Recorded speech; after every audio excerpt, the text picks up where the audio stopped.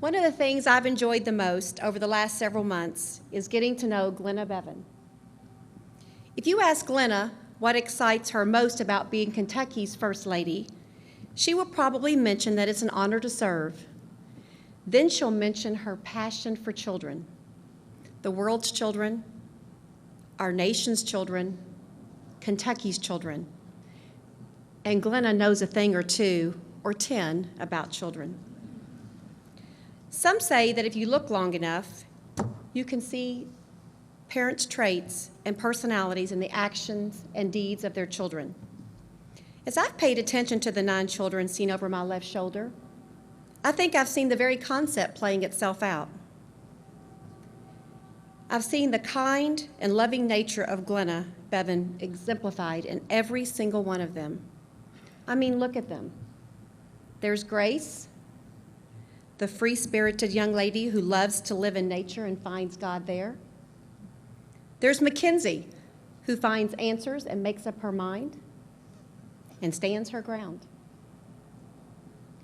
Then you have Madison, who sorts things out and keeps them organized. And Olivia, whose heart is always so kind and generous. There's the quiet but deep-thinking Sophia, Isaac, who hurts when he sees someone else being treated unfairly, the fun-loving Lydia, and the wonderfully gifted artist Jonah. And we certainly couldn't forget that mischievous, where is he over there? Little Danny, Dan the man, as his dad calls him.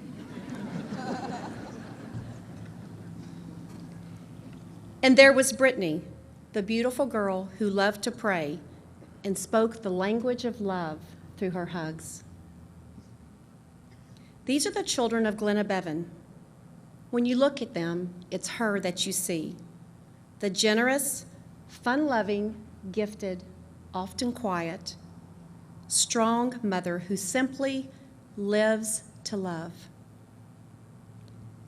If they grow up tomorrow to become even a portion of the woman she is today, they will be good and blessed indeed.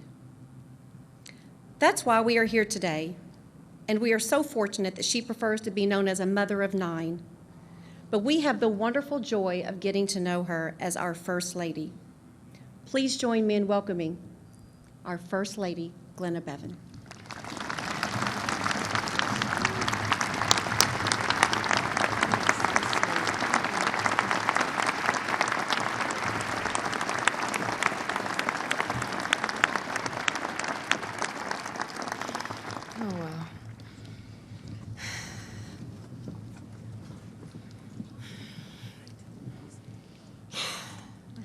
I'm out of my comfort zone, just so I need some grace here. I remember the first time I met Matt. He was 24, in Army fatigues. It was a beautiful thing. But that wasn't what drew me to him. Sort of. It was his strong character, his compassion, his grace, when I'm not so graceful. It was his faith and his love. It was everything he is. Some of you know him as a businessman. Some of you know him as a military veteran. Others know him as the guy crazy enough to run in the Senate primary.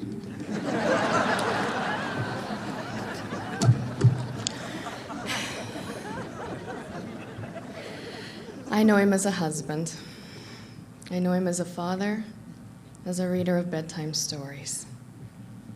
I know him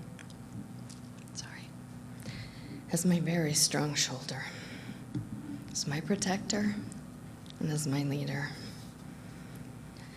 I know him as the one who taught us that above all, you stand for what is right and for what you believe in, even when it is very uncomfortable.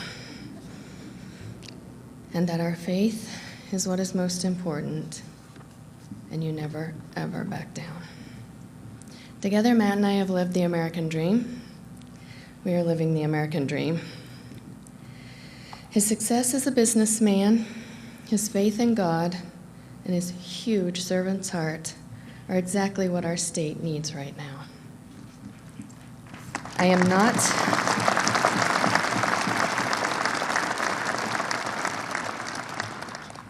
I'm not a public speaker, so this is very short.